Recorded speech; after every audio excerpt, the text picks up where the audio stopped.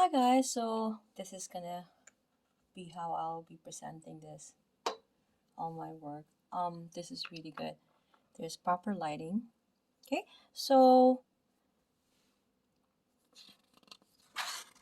we are going to go ahead with rhomboid major and minor, and we are still at trail guide to the body. Okay, we are at page 82. Try to push that so you can see the page. Okay, so rhomboid major and minor. You can please look at the image here. This is the posterior view of the rhomboid major. Okay, so the rhomboid muscles are located between the scapula and vertebral column. Okay, named for their geometric shape. The major is larger than the minor. This is the image of the minor and posterior view. The muscles are difficult to distinguish individually. They have thin fibers that lie deep to the trapezius and superficial to the erector spinae muscles. Okay, actions of the rhomboid major and minor. It adducts the scapula, it elevates the scapula, and it downwardly rotates the scapula. The origin of the major is spinous process T2 to T5. Minor is C7 and T1. So keep that in mind. T2 to T5 major, T7 and T1 minor, T2 to T5 major, C7 and T1 minor. You'll remember that from now on. Okay, insertion of the the major is the medial border of the scapula between the spine of the scapula and inferior angle, while the minor is the upper portion of the medial border of the scapula across from spine of the scapula. Okay? Do you understand that the minor is located on top here? Okay, this is the major. The minor will be here from C7 to T1.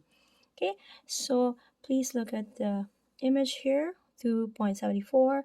It is a posterior view of the right shoulder showing origins and insertions of the rhomboids. Okay, see the major and minor. Okay, nerve innervation is the dorsal scapular C4 and C6, C5. My apologies. Here is a wonderful opportunity to explore the different layers of muscles tissue between the medial border of the scapula and spinous process of the thoracic vertebrae. The superficial trapezius, intermediate rhomboids, and deep erector spinae muscles all have different fiber directions. Palpate in this area to see whether you can differentiate the perpendicular fibers of the trapezius from those of the rhomboids.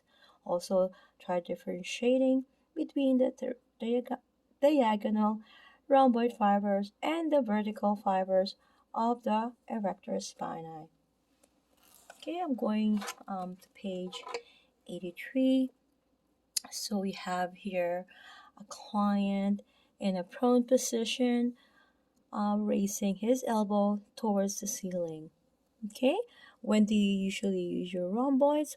Sticking out your chest, pressing the scapula together, shrugging your shoulders when uncertain, squeezing through the entrance of a small cave. Okay, so the rhomboids, if you have your client or your partner in prone position, locate the scapula's medial border and spinous process of C7 through T5. So palpating through the thin trapezius, explore the area you have identified and strum vertically across the fibers of the rhomboids. Palpate all sides of the rhomboids. On some individuals, you can press your fingers into the lower border of the rhomboid major and locate its edge. Are you deep to the trapezius fibers? Do the fibers you are palpating run at an oblique angle? Place your partner's hand in the small of his back and ask him to slightly raise his elbow towards the ceiling. Although this action will engage the superficial trapezius, can you feel the deeper rhomboids contract? Okay, we have seen this image. Now we're going to the next muscle, which is the levator scapula. So you look at the image here. It's a posterior view of the levator scapula.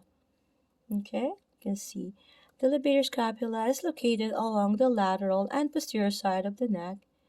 Its inferior portion is deep to the trapezius, the upper trapezius, my apologies. However, as the levator ascends the lateral side of the neck, its fibers come up come out from under the trapezius and become superficial. Its belly is approximately 2 fingers wide, with fibers that naturally twist around themselves. The levator scapula attaches to the transverse process of the cervical vertebrae located on the lateral side of the neck. All of these small protuberance extend laterally at approximately the same width, except to the processes of C1, which are broader. Okay, keep that in mind. So the brachial plexus, a large group of nerves which innervates the arm. I just want to remind everyone what a plexus is. A plexus is a nerve that actually regroup together and join together again, and they form a plexus. Okay, so it exits from the transverse processes of the cervical vertebrae. When trying to access the processes to locate the origin of the levator scapula, begin by using your soft finger pads to avoid compressing a nerve. This is really important. The levator is completely accessible by palpating either through the upper fibers of the trapezius or directly from the side of the neck. I'm going to show you um, the lateral view of the levator scapula here. Okay, this is the trapezius, the splenius capitis. The levator scapula is highlighted here in the natural light reddish color. This is the posterior scalene, the middle, and as you know, and this is the triangle. The omohyoid is here, the SCM. Okay, that's two heads. Okay, so the levator scapula, if you're the action, if you're doing an unilaterally, when you say unilaterally, meaning it's only one side, bilaterally is both sides. Unilaterally, it will elevate the scapula, downwardly rotate the scapula, and laterally flex the head and neck. It can also rotate the head and neck to the same side. That's why unilaterally. Bilaterally, it extends the head and neck. Origin of the levator scapula is a transverse process of first through fourth cervical vertebrae. Insertion of the levator scapula is medial border of scapula. Keep that in mind that the word levator, meaning it elevates, which does it elevate? The word here, self-explanatory. So the insertion again is the medial border of scapula between superior angle and superior portion of spine of scapula. Nerve innervation is cervical 3, 4, and dorsal scapular C4 and 5. When do you use your levator? Rotating head when changing lanes in traffic, holding a phone between your ear and shoulder, lying on your side, snuggling your head into your pillow. So if me, I do have my superior angle of the scapula. You could feel that there's some adhesions there, and for years, as it was hard for me to rotate when I'm looking at my baby, my daughter at that time. She would call mommy, mommy. Right? I couldn't even rotate my neck for quite a bit. Okay, so we're looking here at the original insertion of the levator scapula. This is the insertion, and this is the origin. You have an image here of the client being in prone, and the trapezius muscles, and this is the levator scapula. You see how they're twirl, and you have the client in prone, supine, or side lying, palpating through the trapezius. Locate the superior angle of the scapula and the upper region of the medial border. Place your fingers just off the superior angle and firmly strum across the belly of the levator. The fibers will likely have a ropey texture. Okay, so follow these fibers superiorly as they extend. Just checking the time to the lateral side of the neck to the transverse processes of the cervical vertebrae. Can you differentiate the levator fibers from the trapezius fibers? Do the fibers you are palpating lead toward the lateral side of the neck? Okay, so here's an alternate route for palpating the levator scapula superficial fibers on the lateral side of the neck. You're having your partner in prone, the lateral view of the neck, strumming across the superficial fibers of levator scapula. Okay, the levator scapula is situated between the splenius capitis and posterior scalene muscles on the lateral side of the neck. Okay, the levator can be distinguished from these neighboring muscles during palpation because it moves the scapula. No other muscle deep to the upper trapezius or attaching to the lateral cervical vertebrae is capable of these actions. Okay, that's why when I can feel that my superior angle, I can know that it was my issue. Okay, so having your client in prone, this is the alternate route, right? So supine or sideline, locate the upper fibers of the trapezius. Roll two fingers anteriorly off the trapezius and press into the tissue of the neck.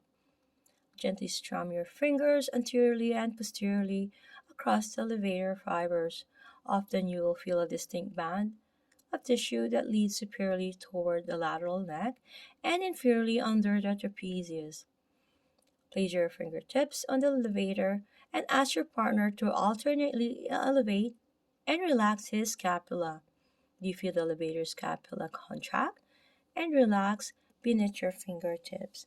Just like the client here is in supine position, passively rotating the head 45 away from the side you are palpating. It shifts the cervical transverse process further anteriorly. Also, it gives the levator scapula more palpable tension. Conversely, this position shortens and softens the overlying trapezius fibers. I believe I'm going to have the serratus anterior in the other group muscle. I'll see you guys in the next video with serratus anterior and the pectoralis muscles. Love you guys and see you guys.